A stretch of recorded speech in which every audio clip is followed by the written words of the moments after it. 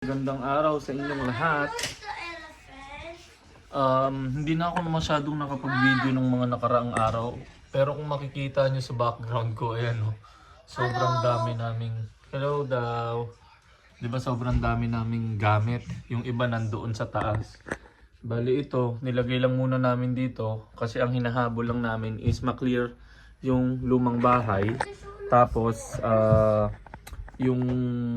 pag na-clear na yung isang bahay, ang gagawin namin is lilinisin na lang namin. Tapos ayan, parang dito, huli na namin lilinisin to. Ang importante lang, na ilipat na namin lahat ng gamit dito. So ayan, andito pa yung ibang gamit. Ayan, may mga laruan na siya dito. Tapos, ayan.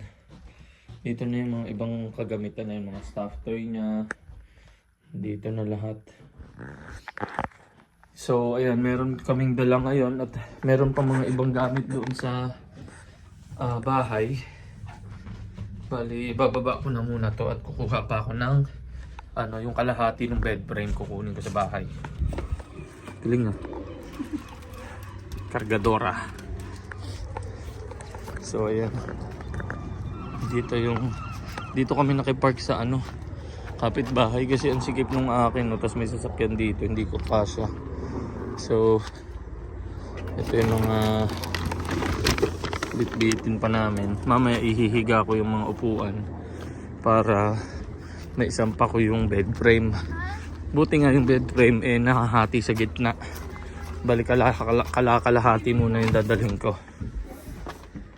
Dami naming gamit, grabe. Ay nako. Kala ko konti lang yung mga gamit namin eh. Marami-rami rin pala. Teka lang, magbubuhat muna ako. So ayun guys, no. Pagkatapos namin magbaba ng gamit dun sa bahay, ito naman yung mga kinuha ko na naman. Ito yung bed frame na sinasabi ko. Tapos ito bike ni baby. And tapos yung practice Rinola. Bali ngayon, ibababa naman natin to. Ay naku, nakakapagod maglipat ng bahay.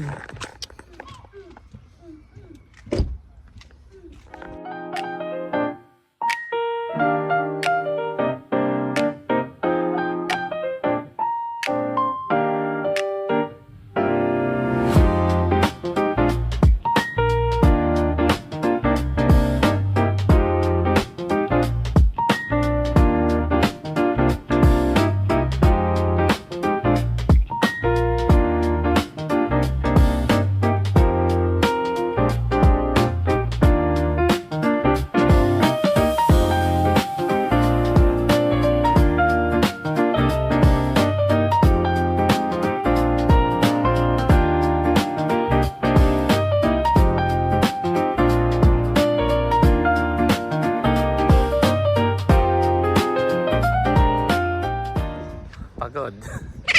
So ayan, naibaba ako na yung kalahati. Uy, teka lang dito. Hi, is it okay that I parked here? It's easier. When are you moving here?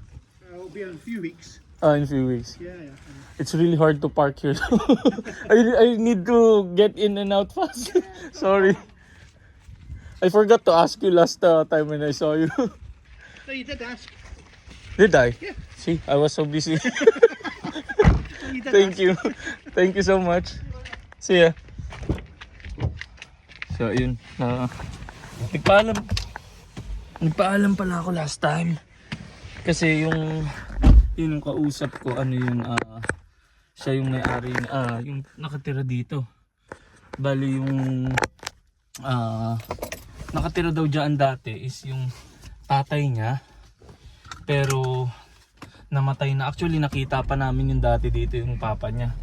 Namatay na. Bali siya na yung titira doon. Titira dito. Dito nga ako nagpa-park kasi nga mas maluwag yung garahe niya kumpara dito sa amin. Ang hirap pumasok. Kasi saktong-sakto lang yung sukat ng sasakyan.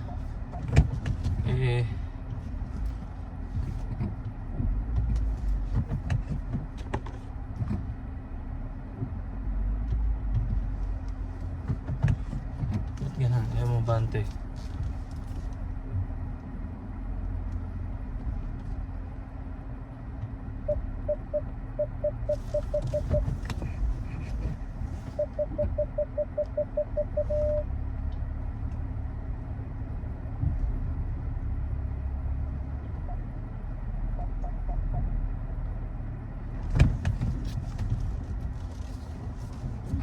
Hirap naman mag-park dito, par. So ayun nga, balik ako doon sa kwento. Sabi ko sa kanya kung ayos lang ba mag-park ako dito, kasi hindi ko matandaan kung nagpaalam ba ako. Pero nakausap ko kasi siya noon, sabi niya mag-park daw ako, pero hindi ko natandaan kung pinaalam ko ba na doon ako magpa-park habang naglilipat nga kami. Pero sabi naman niya, tulad yan yung sabi niya, nagpaalam daw ako nung nakaraan. So goods naman pala. Konting ano na lang naman, konting lipat na lang. Bali sa Sabado yung malalaki na lang. Ako dun sa dati kong katrabaho,